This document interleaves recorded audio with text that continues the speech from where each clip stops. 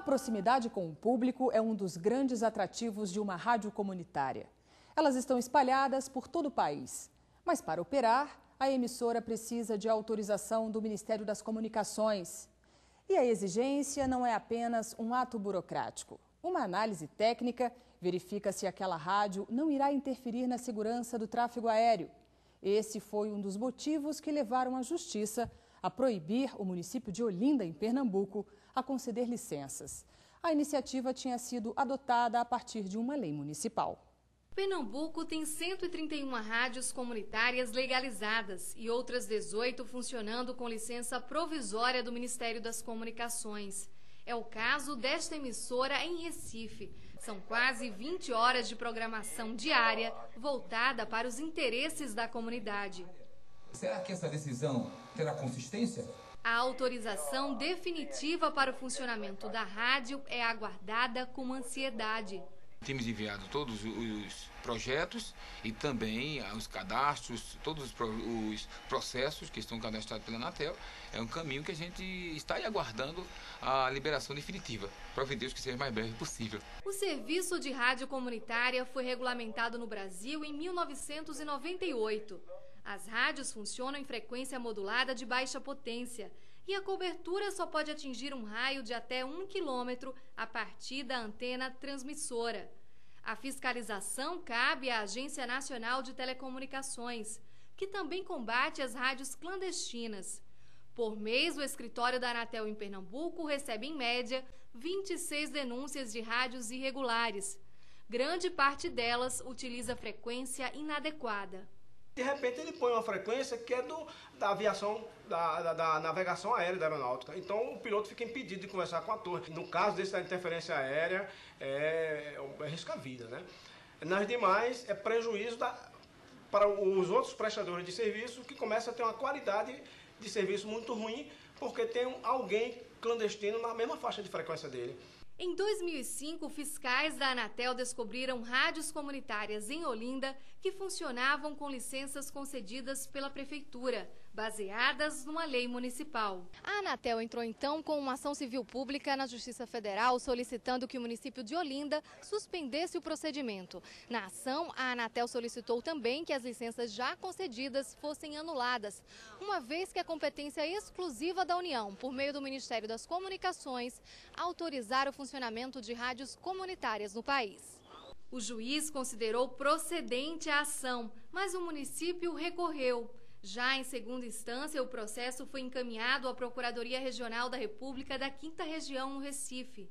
Para a procuradora que analisou o processo, a Prefeitura de Olinda feriu a Constituição porque os municípios não podem legislar sobre o tema. Cabe à União Federal legislar e explorar, fazendo concessões, permissões de uso, mas é competência privativa da União Federal. O Tribunal Regional Federal da 5ª Região seguiu o parecer do Ministério Público Federal e manteve a decisão da primeira instância. O município de Olinda está proibido de conceder autorizações de funcionamento a rádios comunitárias e as licenças já concedidas foram declaradas nulas.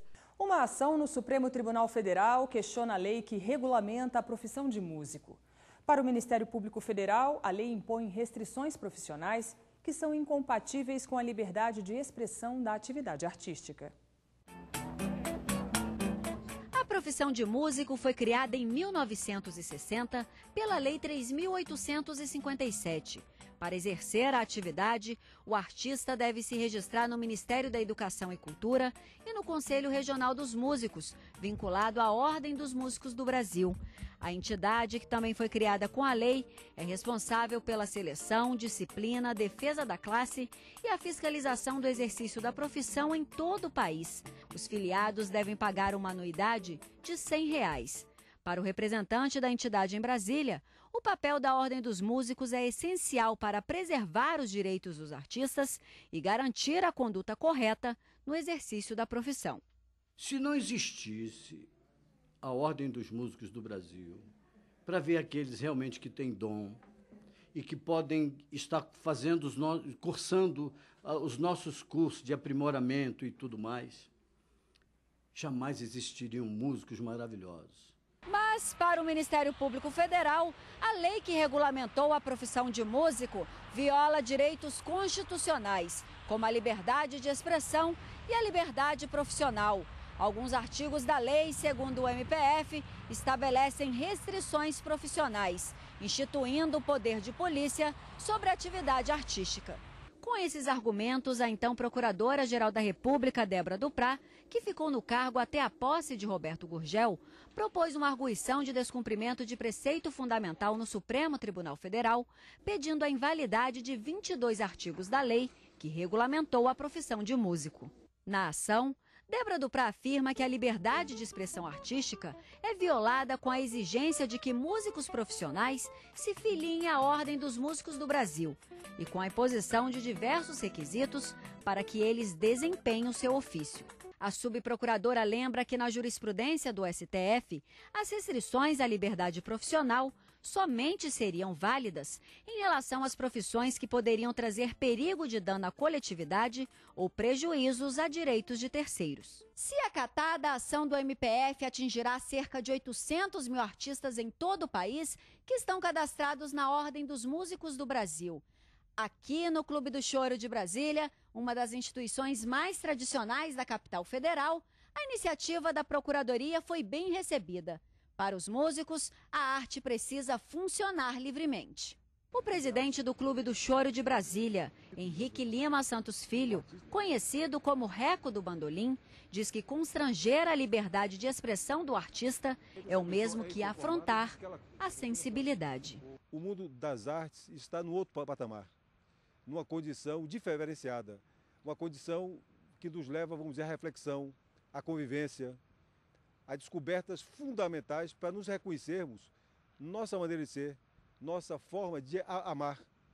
E esse impulso não deve ser confundido, não deve ser, vamos dizer, contido com amarras de nenhuma maneira, sob pena de você mediocrizar a própria existência.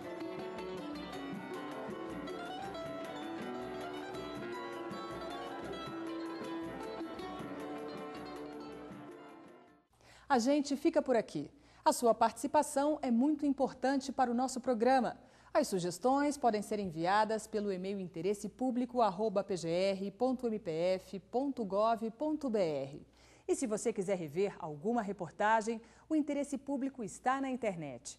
Basta acessar o site www.pgr.mpf.gov.br, link Interesse Público. O programa também pode ser visto no YouTube, no endereço www.youtube.com/tvmpf. Espero você no próximo programa. Até lá!